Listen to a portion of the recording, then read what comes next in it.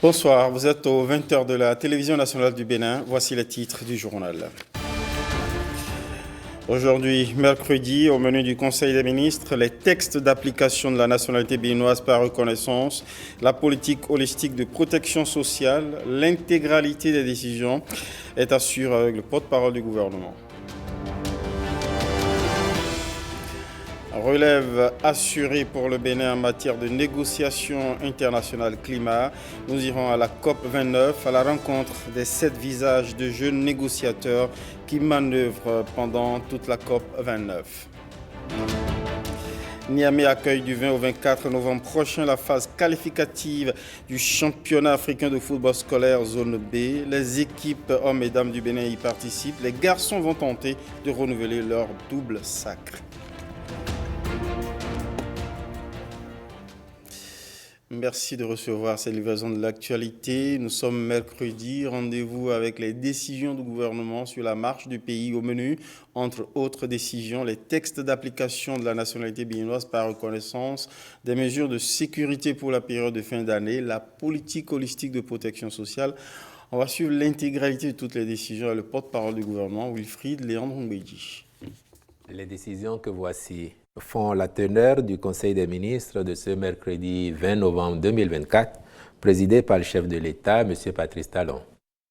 Au titre des mesures normatives, nous avons en point 1 les modalités d'obtention de la nationalité béninoise par reconnaissance. Le présent décret est adopté en application de la loi numéro 2020-31 du 30 juillet 2024 relative à la reconnaissance de la nationalité béninoise aux afrodescendants en République du Bénin. Il prescrit que lorsque la demande est formulée depuis l'étranger, le demandeur reçoit au terme de l'examen favorable de celle-ci une attestation provisoire de nationalité d'une durée de validité de 3 ans. Le bénéficiaire jouit dès lors du droit d'entrée, de séjour et de sortie du territoire. La nationalité béninoise par reconnaissance ne lui est acquise complètement que sur justification d'un séjour au Bénin dans ce délai de 3 ans. L'attestation provisoire de nationalité devient caduque si au terme de sa validité, le demandeur n'y a pas séjourné. Lorsque la demande est formulée à partir du Bénin et que le requérant a poursuivi certaines formalités consécutives à l'occasion de son séjour, il reçoit, après examen favorable de sa demande, notification du décret d'octroi à titre définitif de la nationalité béninoise par reconnaissance. S'il n'a pas poursuivi les dites formalités, il lui est notifié une attestation provisoire. Enfin, le bénéficiaire de la nationalité béninoise par reconnaissance a droit à l'établissement d'un passeport béninois.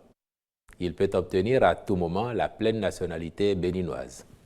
Celle-ci est transmissible à ses descendants, ouvre la voie à la jouissance de tous les droits qui y sont attachés, mais peut être retirée dans les conditions prévues par la loi.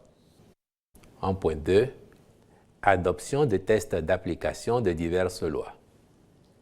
Au titre de la loi numéro 2020-20 du 2 septembre 2020 portant création, organisation et fonctionnement des entreprises publiques en République du Bénin, les tests d'application sont relatifs aux modalités des opérations de dénationalisation, de dissolution ou de liquidation des entreprises publiques et actifs de l'État, puis de nomination et de restitution des résultats des missions des commissaires aux comptes des entreprises publiques. En ce qui concerne la loi numéro 2016-11 du 8 juillet 2016 portant loi uniforme sur le contentieux des infractions à la réglementation des relations financières extérieures des États membres de l'Union économique et monétaire ouest-africaine, il s'agit de ceux portant attribution, organisation, conditions de saisine et fonctionnement de la Commission du contentieux des infractions à la réglementation des relations financières extérieures et fixant les modalités de transaction et de répartition du produit des transactions, des confiscations et autres condamnations pécuniaires en matière d'infraction à la réglementation des relations financières extérieures. Pour ce qui est de la loi numéro 2020-26 du 29 septembre 2020 portant Code des marchés publics en République du Bénin est concerné le décret portant mesures spécifiques d'incitation des grandes entreprises nationales et internationales soumissionnaires au marché public et en cotraitance avec les micro, petites et moyennes entreprises exerçant en République du Bénin. Enfin, ont été également adoptés les décrets portant attribution, composition, organisation et fonctionnement de la Commission nationale chargée des réfugiés et des apatrides, formulaire type du questionnaire pour la célébration du mariage, modalités d'établissement, de délivrance, de tenue, de conservation et d'utilisation du livret de famille à l'occasion du mariage. Au chapitre des communications, en point 1, approbation du plan stratégique 2024-2028 du ministère du Travail et de la fonction publique. Ce document de stratégie vise à permettre au ministère d'être, à l'horizon 2028, une administration moderne et performante pour un service public de qualité et un travail décent. Pour ce faire, il ambitionne de renforcer la capacité de la gestion stratégique et opérationnelle des actions du ministère, promouvoir le travail décent et instaurer une gestion efficace et efficiente des ressources humaines de l'État. Le Conseil a instruit le ministre de prendre les dispositions appropriées en vue de mobiliser toutes les parties prenantes du secteur autour de la vision, des orientations, objectifs stratégiques ainsi que des programmes. Il en sera de même s'agissant de la synthèse du plan d'action et du cadre de mesures de performance pour les 5 prochaines années. En point 2, approbation de la politique holistique de protection sociale 2024-2033 et de sa stratégie 2024-2028. La présente politique vient consolider l'action sociale du gouvernement au soutien de toutes celles déjà initiées et en cours de mise en œuvre. Elle vise à témoigner la solidarité de l'État aux personnes vulnérables afin de les aider à sortir de la précarité. Elle est portée par la vision qu'à l'horizon 2033, la population béninoise, notamment les couches sociales les plus vulnérables, est résiliente face aux chocs socio-économiques, climatiques, sécuritaires ou aux catastrophes et participe effectivement au processus inclusif de développement durable.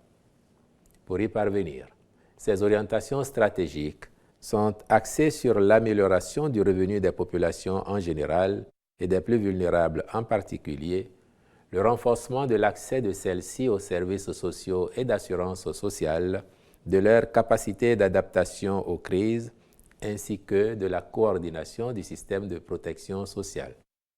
Le Conseil, en approuvant cette politique, a, par la même occasion, marqué son accord pour la mise en œuvre de sa stratégie quinquennale 2024-2028 pour un montant global estimé à 709 milliards 260 millions 432 000 francs CFA.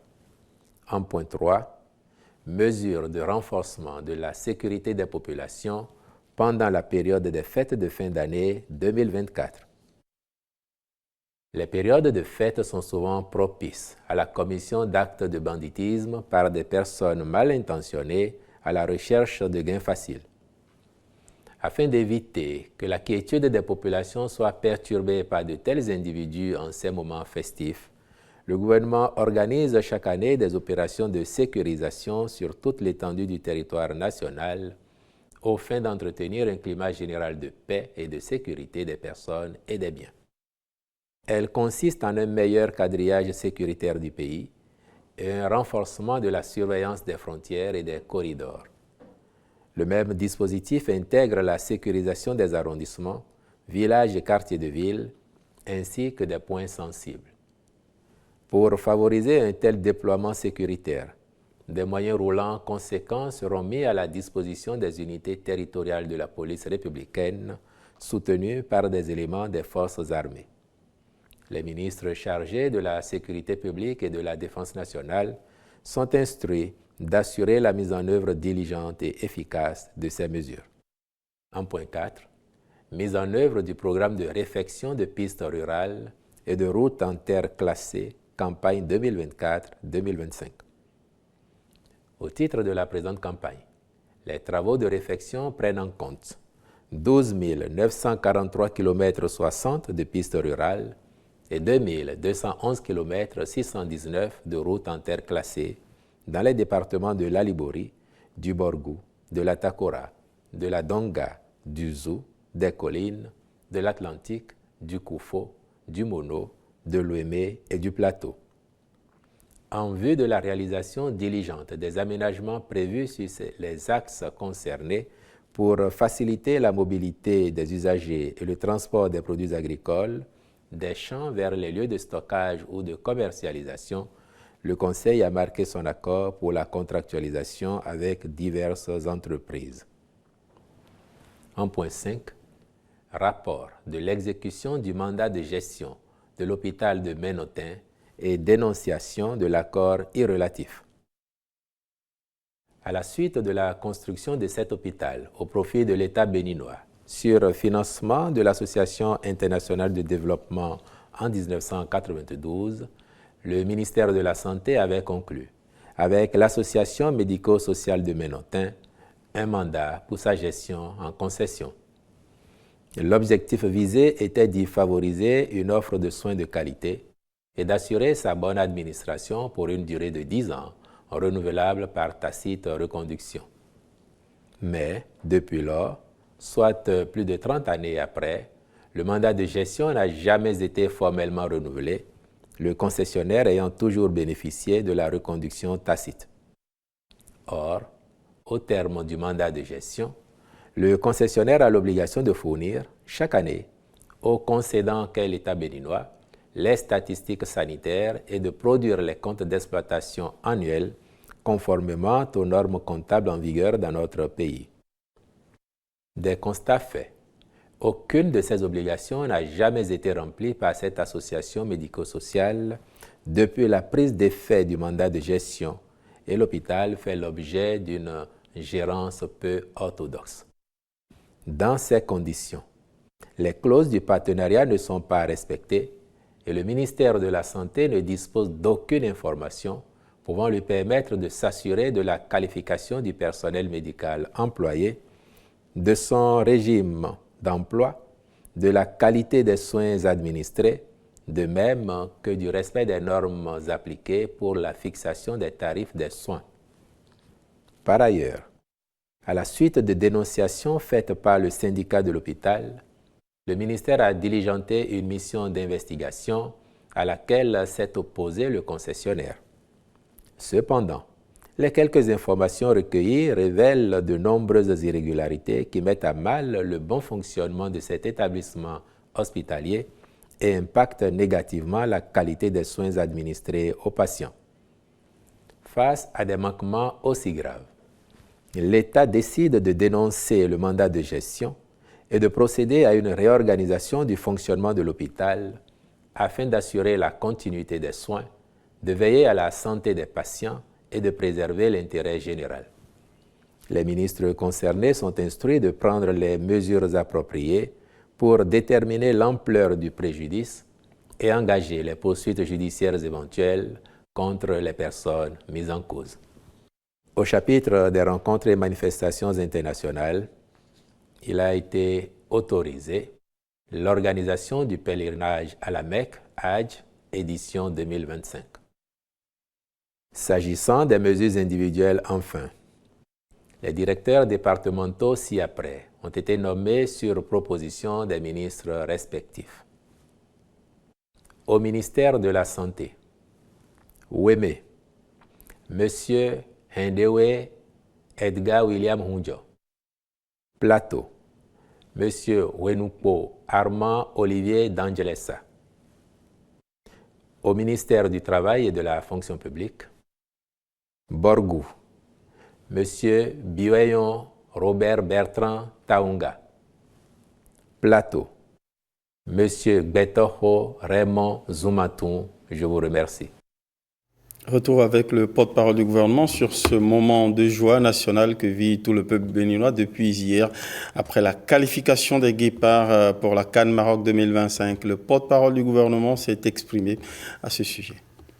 Lorsque notre équipe nationale de football était dans le dur parfois et que les résultats n'étaient pas au rendez-vous, nous avions toujours exprimé, comme l'ensemble du peuple béninois, notre déception, notre préoccupation, mais nous n'avons jamais douté de la capacité de nos garçons à aborder les phases qualificatives, les compétitions internationales avec détermination et avec envie de réussir. Je vous avais d'ailleurs parfois dit que nos Guépards deviendront grands et que quand ils le seraient, ils seraient injouables pour quelque adversaire que ce soit. Je ne veux pas dire ici qu'ils sont déjà grands, mais je pense qu'ils ont commencé à pousser des crocs. Ils le montrent en tout cas. Et cette phase qualificative pour la CAN 2025 montre bien que, à force d'envie, de détermination et avec la foi en soi, en ce groupe qu'ils étaient, ils ont réussi à affronter les difficultés, parfois même érigés à dessein sur leur chemin par certains adversaires. Et donc, le sentiment qui nous anime depuis lundi dernier, c'est un sentiment de satisfaction. Et nous avons pu voir, à l'occasion de cette prestation qui qualifie nos Guépards pour la prochaine CAN, nous avons pu voir, disais-je, l'enthousiasme et l'euphorie s'emparer du peuple béninois qui n'en attendait pas moins. Et le gouvernement, pour avoir toujours joué sa partition, en mettant à disposition les moyens nécessaires, en mettant le staff qualifié qu'il faut à la disposition de ce groupe, le gouvernement n'attendait pas moins non plus. Et je crois que c'est un début de satisfaction pour les efforts que l'ensemble du peuple béninois aura fait à travers son gouvernement pour apporter le nécessaire à cette équipe afin de la pousser. Nous pouvons donc nous féliciter de cette qualification obtenue de haute lutte et espérer que ça n'est qu'un début, que désormais nous saurons rester dans le cercle vertueux des prestations positives, des prestations qui donnent de la joie, de la satisfaction au peuple, qui créent des moments où l'aura du pays se trouve bonifiée. Relativement aux incidents dont vous faites cas et dont nos ambassadeurs ont été victimes en terre libyenne, je peux vous assurer que dès le lundi même, les protestations ont été formulées dans les règles de l'art par l'État béninois. Le ministre des Affaires étrangères a agi là où il devait agir. Le ministre des Sports et le président de la Fédération béninoise de football ont également été instruits pour poser les actes qu'il faut au niveau des instances fêtières, parce que ce sont des actes qui n'auraient jamais dû se produire à l'occasion d'un match de football. Et donc, nous veillerons à ce que nos intérêts, les intérêts de notre équipe nationale, soient défendus et que les mesures appropriées soient prises par les instances habilitées en la matière. Actualité politique avec le parti, le bloc républicain qui s'imprègne du modèle chinois de gouvernance. Il a été exposé hier par une délégation du Parti communiste chinois en séjour à Cotonou. Cette initiative qui vient ainsi renforcer la coopération entre ces deux formations politiques. William Aguiar, Alexis Segumon. La modernisation à la chinoise au cœur de ces échanges entre le Parti communiste chinois et le bloc républicain. Des moments d'échange, d'expérience pour renforcer la coopération entre les deux formations politiques. La présente visite au Bénin d'une délégation du Parti communiste chinois à l'invitation du bloc républicain témoigne du caractère vivant et dynamique des relations qu'entretiennent nos deux partis. Il me paraît important de préciser que notre partenariat doit s'orienter vers la culture de la paix et du dialogue. Nous devons donc accorder plus de place aux actions qui promeuvent l'émergence de nos deux pays et de nos deux peuples afin de nous mettre résolument sur la voie du développement et de la modernisation. Le PCC, le Parti communiste chinois, se réjouit du rythme accéléré du développement du Bénin depuis 2016. Son partenariat avec le Bloc républicain, un parti qui se prépare à la gestion du pouvoir d'État, va être un nouveau cap. Le Bloc républicain est une force très importante sur la scène politique du Bénin. Et vous œuvrez à la réforme, au développement du Bénin et a obtenu le soutien du peuple béninois. Et ceci est témoigné par votre très bonne performance lors des élections. Et en tant que parti ami, le PCC souhaite de plus grands succès et de prospérité pour la cause du Bloc républicain.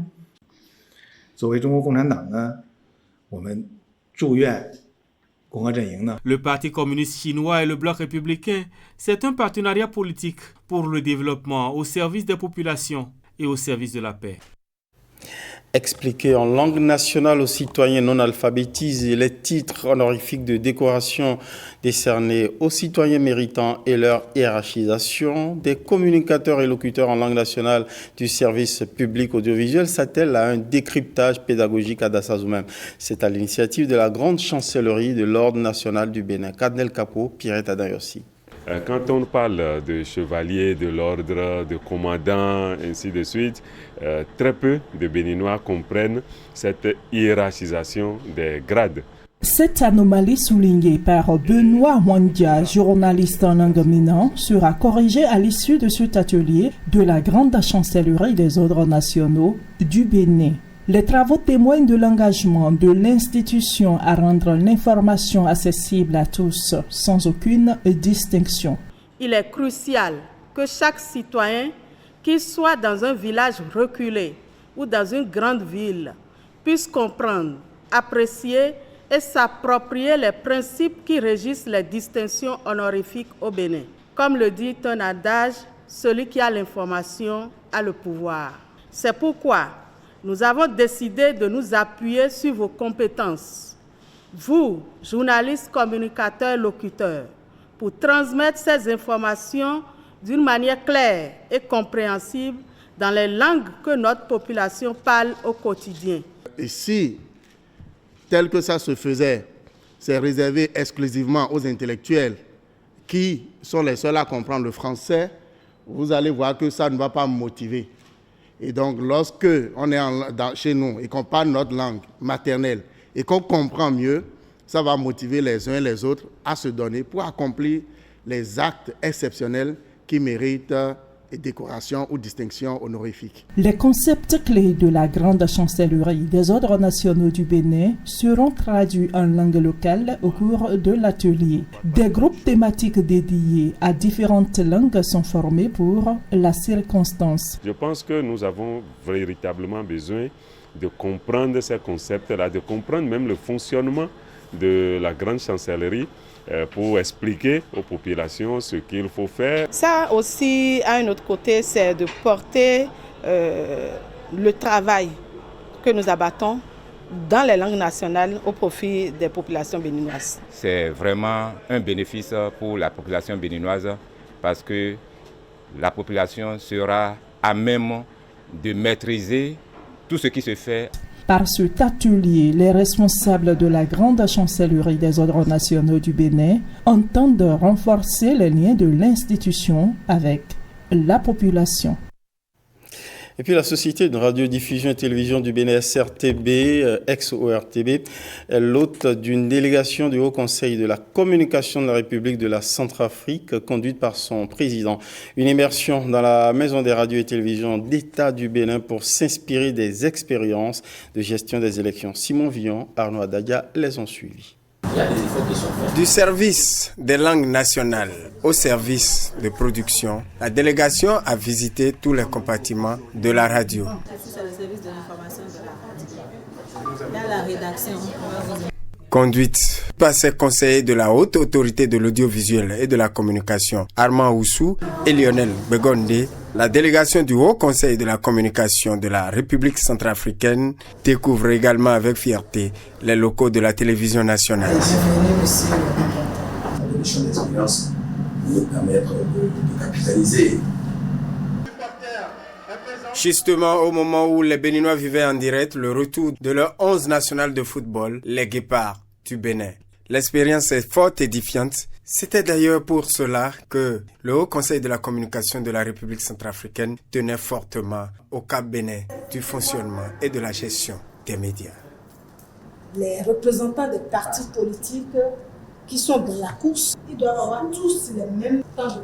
Ce que j'ai vu ici, c'est qu'il y a une synergie extrêmement importante entre l'instance de régulation des médias, les médias du service public, mais aussi du privé. C'est cette combinaison de facteurs qui fait que, de façon générale, la gestion des périodes électorales se passe de manière apaisée. Le Haut Conseil de la communication ne dispose pas encore de démembrement dans l'ensemble du territoire national. Par rapport à ça, nous sommes amenés à suivre l'exemple de nos homologues du Bénin. Entre la SRTB et le HCC de la République centrafricaine, peut-on déjà parler d'un début de partenariat à variantes multiples? On sort de l'univers des médias publics pour parler d'éducation. L'âge d'entrée en maternelle pourrait passer à 4 ans. C'est une proposition en préparation pour être introduite dans la loi d'orientation de l'éducation nationale. L'éducation alternative est aussi à l'étude. Le président de la commission de pilotage et de financement du Conseil national de l'éducation donne ici des précisions à Igor Ayossor et à Estelle Pazou. Nous avons travaillé durant 2 jours sur la révision de la loi d'orientation de l'éducation en République du Bénin. Par exemple, la loi de 2003 comportait des insuffisances. Dans cette loi, il était écrit que les élèves, les écoliers commencent la maternelle à partir de 2 ans et demi. Lorsque un enfant commence à 2 ans et demi, c'est qu'il a fini la maternelle à 4 ans et demi. Et voilà que l'entrée au primaire, c'est 6 ans.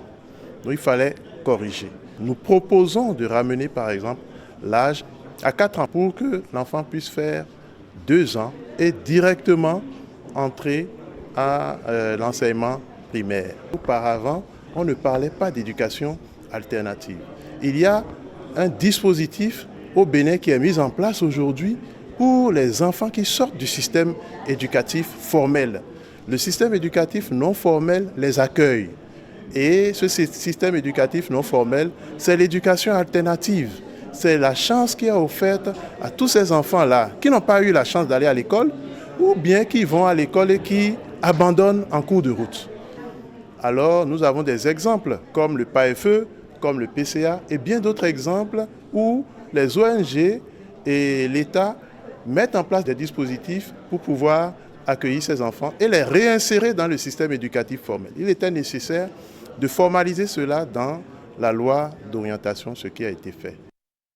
On va parler toujours de réforme du secteur de l'éducation nationale où un examen pratique se déploie sur l'ensemble du territoire. La première promotion de l'Institut universitaire d'enseignement professionnel des métiers d'agriculture de Djougou a été soumise à l'exercice.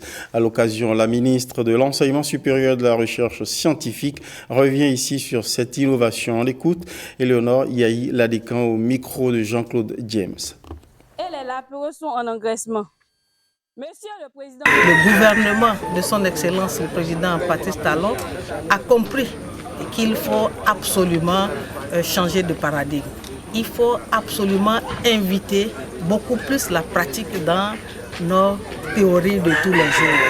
Ainsi, nos apprenants, une fois bien embarqués, pourraient vraiment nous étonner et très positivement. C'est ce que nous sommes en train de découvrir. Ils sont un peu partout sur le territoire national. Ce qui est important, chacun va donc dans son exploitation. Nous sommes dans cette exploitation où notre impétrante nous a édifiés à travers aussi bien l'élevage qui lui est cher, donc c'est la cuniculture, et en même temps le potager. Ce qui est vraiment bien, c'est que nous avons trouvé notre impétrante parfaitement à l'aise. Je voudrais profiter de cette occasion pour remercier encore une fois le chef de l'État qui a compris la chose, qui a mis tous les moyens, qui nous a soutenus pour que ceci soit une réalité.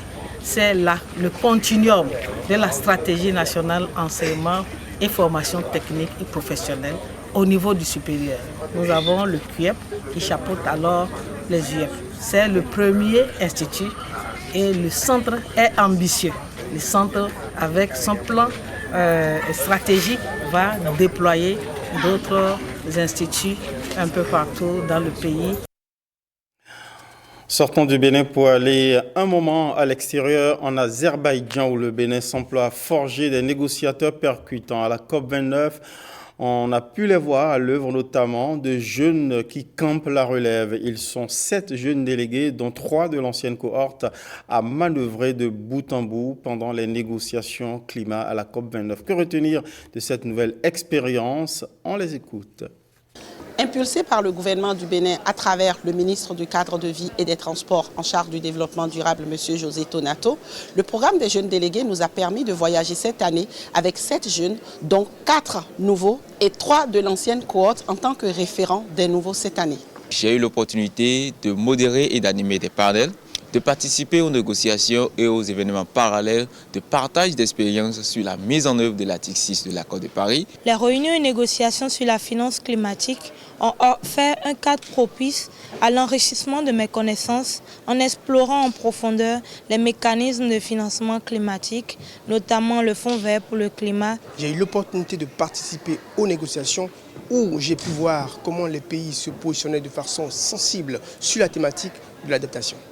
J'ai eu l'opportunité de vivre une expérience profondément enrichissante, tant lors des négociations sur l'article 6 que lors des panels qui m'ont servi de plateforme pour valoriser les solutions adaptées à nos réalités dans nos régions.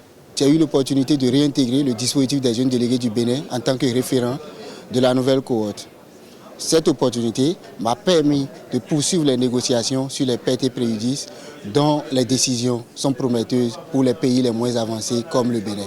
À Bakou, j'ai eu la chance de participer à des négociations avec les experts béninois sur la thématique de l'adaptation d'une part, et d'autre part j'ai participé à des side events sur la thématique de la gestion des déchets dans le contexte des changements climatiques. J'ai participé aux négociations sur l'agriculture qui ont abouti à la validation des fonctionnalités du portail en ligne de Sharm el-Sheikh, lequel permettra de partager entre pays les initiatives, les projets et politiques sur l'agriculture et la sécurité alimentaire.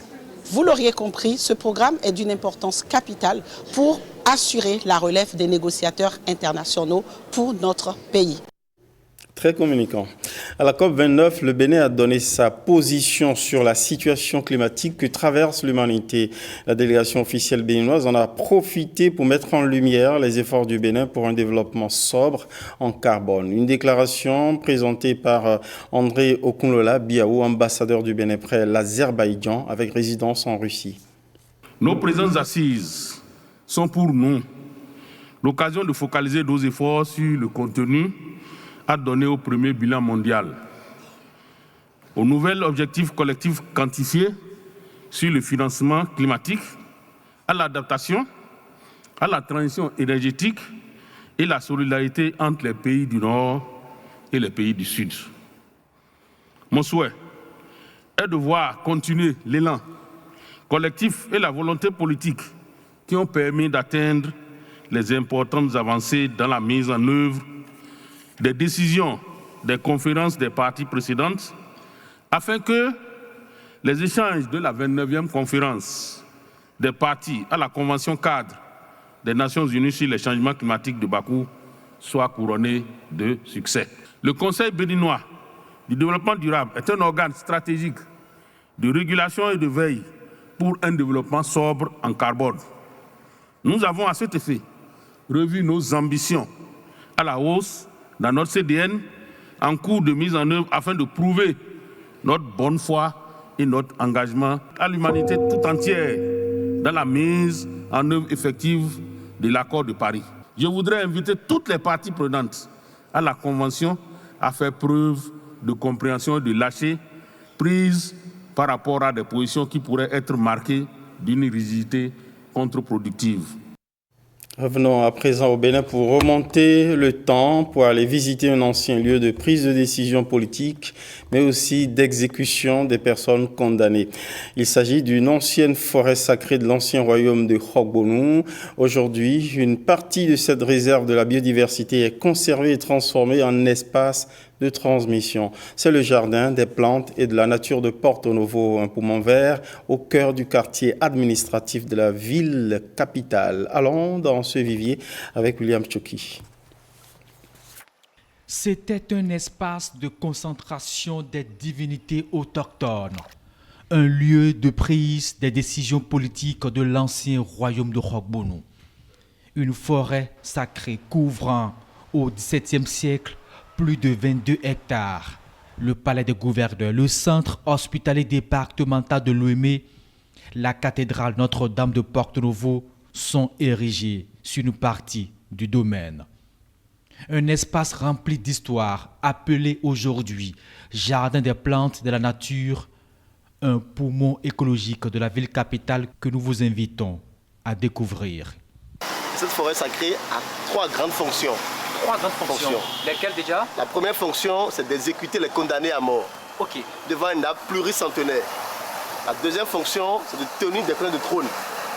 La troisième fonction, c'est de consulter le Fa, qu'on appelle l'oracle. Des fonctions particulières, aussi bien pour le roi que pour son gardien, le Migan ou le ministre de la Justice et toute la cour royale. Malgré l'arrivée des colonisateurs en 1895 et l'ouverture au public, le jardin conserve encore jalousement quelques vestiges sacrés qui pérennisent la mémoire de l'ancien royaume. Cette case à l'entrée du jardin est le plus grand égrégore de sécurité.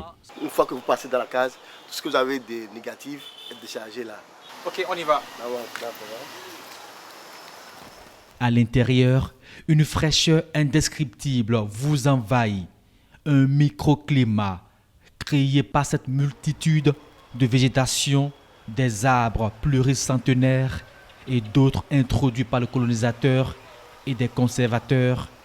Nous voici d'ailleurs au pied d'un des plus anciens et plus grands arbres de cette forêt sacrée, l'Iroko. Et les Migans, ils font des cérémonies 5 ans, 10 ans, mais ils viennent toucher l'arbre avec le pied gauche 3 fois avant d'aller chez eux. Mais derrière la forêt sacrée maintenant. Donc, jusqu'aujourd'hui encore, les cérémonies continuent d'être exécutées ici dans la forêt sacrée. Exactement, par les Migans. À quelques mètres, un autre vestige, ce colatier géant, au pied duquel le roi consultait le Fa. Ici, nous sommes devant le deuxième arbre témoin de la forêt sacrée. Et là, l'arbre parle. Il parle comment? Il parle en montrant des dessins animaux et humains sur son tronc. Par exemple, ici, à partir d'ici, on dirait que ça ressemble à l'oreille d'éléphant. Et ici, vous avez l'œil d'éléphant ici. Et la trompe est là. Et de l'autre côté, vous avez un chameau qui est couché. Le jardin des plantes et de la nature, c'est un autre vivier de la biodiversité, un espace didactique, un poumon vert au cœur de la cité, aux 3 noms. L'Académie nationale des sciences, arts et lettres organise un colloque scientifique dédié au défi de l'intégration de la médecine traditionnelle et de la médecine conventionnelle. Ces assises visent à repenser les politiques publiques pour valoriser ces 2 formes de médecine et répondre aux besoins complexes de nos sociétés en matière de santé. Christelle Tongodo, Benjamin Denayon. Comment intégrer la médecine traditionnelle dans les systèmes de santé modernes? C'est la question centrale de ce colloque scientifique organisé en présentiel et en ligne. Pendant 2 jours, des experts du Mali, du Bénin, du Burkina Faso, du Togo et de la Côte d'Ivoire échangent sur cette problématique essentielle. En réalité, le premier constat que l'on fait, c'est que, au moins pour ce qui est du Bénin, si l'on prend la population globale, au maximum 10% s'adressent et ne s'adressent qu'à la médecine conventionnelle et 90% de la population s'adresse à la médecine traditionnelle. Si depuis 60 ans, et donc bien avant aussi, la médecine traditionnelle bénéficie de ce plébiscite populaire, c'est que derrière, il y a quelque chose qui compte. l'évolution de nos sociétés, les différentes interactions humaines qui dominent les relations humaines, bien évidemment, ainsi que la dynamique des pratiques médicales et les leçons sévères, surtout administrées par la COVID-19, interpellent les institutions savantes à travers le monde. Ce colloque fait suite aux Assises internationales de Dakar. L'objectif, proposer des politiques publiques adaptées pour intégrer ces deux approches dans les systèmes de santé. C'est un chantier complexe qui nécessite de réunir les experts, les chercheurs, les praticiens de la santé, les décideurs politiques, les éducateurs et les communautés locales autour d'une vision commune. Le défi est de faire en sorte que cette interaction entre médecine traditionnelle et conventionnelle devienne une véritable source pour la santé publique, permettant non seulement une meilleure prise en charge des maladies, mais aussi une valorisation des savoirs traditionnels. Concilier tradition et modernité, c'est l'ambition de ces acteurs réunis autour d'un chantier commun, bâtir un système de santé résilient capable de répondre aux besoins croissants de nos sociétés. Écoutons l'avenir, défendons les droits de l'enfant. C'est le thème de la Journée mondiale d'action pour les enfants et par les enfants. À cette occasion, 2 jeunes de l'UNICEF, de passage dans notre édition de 13h, ont passé un message que nous vous invitons à suivre. La Journée mondiale de l'enfance est importante parce qu'elle nous donne l'occasion de parler de nos droits. C'est un moment où les adultes nous écoutent, nous exprimons nos idées, nos rêves et notre vision sur l'avenir. Cette année, elle est un peu plus spéciale parce que ça fait 35 ans que la Convention internationale des droits de l'enfant a été adoptée, ce qui montre une fois de plus que nous devons protéger l'enfant et nous devons respecter les droits de l'enfant. Nous voulons bien que les enfants soient écoutés, qu'ils soient protégés, qu'ils ne soient pas discriminés et que les écoles et aires de jeu soient améliorées pour que les enfants puissent étudier et jouer en toute sérénité. À l'occasion de la Journée mondiale de l'enfance, l'UNICEF appelle tous les gouvernants, le secteur privé, les partenaires et les familles à défendre les droits de l'enfant et être à l'écoute de l'avenir. Et en soutenant un dialogue entre les générations, nous pouvons créer un monde plus inclusif pour les enfants et aussi un monde meilleur, parce que sans les enfants, l'avenir est menacé. Pas négociable, mais aujourd'hui, dans trop de nombreux endroits, ils sont bafoués et attaqués.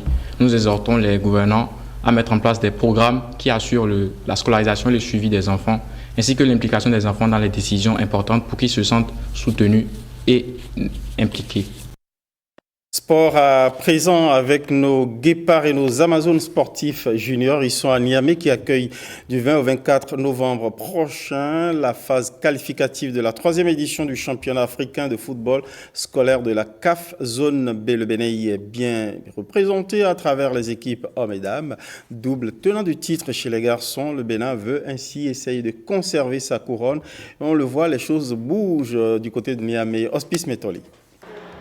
Elles ont rallié le Niger ce mardi dans le lot de la 2e vague de la délégation béninoise pour le tournoi qualificatif U15 scolaire de la zone UFOA-B. Les jeunes filles du CG Kobli sont à Niamey en mode reconquête.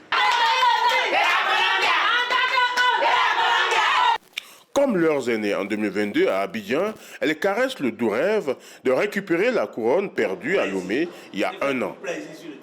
Le ministre des Sports, M. Benoît Dator, a confiance en vous. Il sait que vous pouvez relever le défi et que vous allez relever le défi. Nos aînés l'ont fait. Nous avons cru en eux. Les moyens ont été mis à disposition. Les énergies positives ont été mobilisées. Et ils en sont arrivés à arracher cette qualification. Vous aussi, nous croyons en vous. Nous savons que vous pouvez.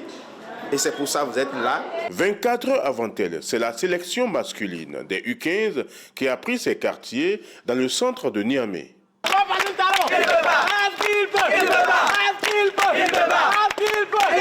Le Bénin, double tenant du titre de la zone UFOA-B, à travers le CEG Saint-Rita, voudra bien faire respecter au bord du fleuve Niger la règle du jamais 203 à travers les jeunes du CEG Otola. Nous ne sommes pas venus en balade, nous sommes venus pour repartir avec le trophée.